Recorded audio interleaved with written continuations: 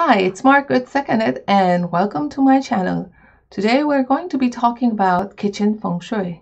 So the kitchen is one of the more important area, and that is because that is where the food is prepared and stored. So it is very important to have the right kind of qi here. Now, if the qi in the kitchen is negative or harmful, then the food that is prepared here is affected. So many people also tend to eat in their kitchen nowadays. So suitable and favorable qi is even more important. That's the case. Now, the color of the walls or curtains or the type of furniture you have, uh, or the type of tables, chairs, utensil, knives, if they're supposed to be displayed or not, are not really relevant to its feng shui, but the placement of certain kitchen item does matter. Now, in this video, we will just focus on the internal forms relating to the kitchen and not the flying star rules, because it's not as clear cut as the bedroom and the main door. Okay, so what do we have to concern ourselves with? First of all, locating a fire element object such as the stove, cooktop, or oven next to a water element object such as the sink is asking for trouble. So first rule is do not put the stove next to the sink. It creates what is known as a fire and water clash. That usually is what is usually associated with problems with this is problems such as high or low blood pressure or heart-related conditions such as palpitations of the heart or cardiac arrhythmia. So make sure that the sink and the stove are at least 1 feet or 30 centimeters apart. Now, if you cannot avoid the situation, then I suggest putting some sort of herbs or a modest-sized potted plant, as you can see here in this slide, in between the two, since the wood and plant here will moderate the clash between the fire and water, with water producing wood and wood producing fire, as in the cycle of the elements. Okay, so this is for the water and the fire clash when you put the sink and the stove side by side. Now, what about this? This is in this situation where the elements confront each other, it is better to have them further apart than just the suggested 1 feet I mentioned earlier, especially if you're walking and through this space and using that space between the stove and the sink. I suggest a distance of at least 3 feet to be on the safe side. That would be the best remedy, as placing a modest-sized potted plant in this area is not realistic in this situation.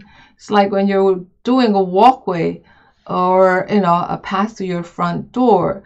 The practical width would be around 3 feet or space wide enough for 2 people to actually walk side by side. So putting that in mind, probably it's good to just have enough space in this,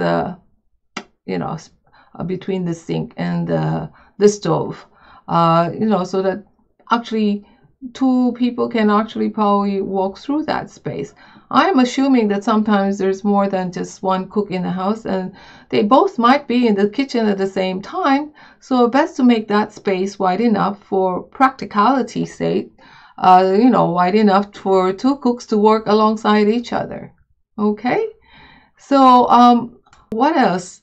Second rule that you have to keep in mind is to avoid an island with a stove on it. Something of a common knowledge by now with feng shui practitioners and enthusiasts. It is now also quite common to find modern kitchen with a central island. If it's just a counter or a breakfast bar, then the island is fine. But if the stove or a cooktop is located on the island, then it is a problem. The stove should always be placed against a solid wall for support, especially, when you have a stove on the island, it has no rear support. it is unstable, and it is exposed to sha qi. So this is especially the case if the back of the stove is facing the kitchen entrance or door. Now in this photo slide, I'm not sure, but if that's the case, that's the sliding door or to the back, or back door, or is facing the kitchen entrance or door, then the qi affecting the stove is unstable. I'm not so sure if this is the kitchen door, but like I said, if the stove back is backing on to the kitchen entrance or door, then the qi is seriously affected. The qi affecting the stove is unstable. The food cooked on the stove is affected with negative qi, thus can result in health problems or issues. Okay, so what else do we have to consider? Okay, now if you're looking for a home or you're buying a home, then this you have to keep in mind. Do not buy a home with a kitchen in the center. Kitchen located smack in the center of the home is a serious breach of the rules on internal forms. The center of the house is known as the central Tai Chi or heavenly heart, and it must always be kept quiet, peaceful, and yin in nature. A kitchen is regarded as a very yang feature, and when it is located in the center of the home, it causes the qi in the house to be disruptive, resulting in poor health, lingering ill health, and frequent sickness. Okay, so that's one thing you have to be aware of. What else? Okay, also beware of fire at heaven's gate. The stove should never be placed in the northwest sector of the kitchen and of the home itself. This is the place of the home which represents heaven as symbolized by the trigram qian. The stove should not be placed at heaven's gate, which is the northwest. So far, I have not heard of any remedy for this problem, so it's better to avoid having the kitchen in the northwest sector of your home, to avoid it, and in the small Tai Chi of the kitchen. Okay, so again, for kitchen in the center and kitchen in the northwest sector, these are two features that will be very difficult to change once you buy your house, so it's something really best avoided. Just walk away from these houses with these two features. There are other houses to select from. Okay, so folks, this is a short preview of video of what are the important points that you have to consider. I will be coming up with some of the other important points that you have to actually be aware of.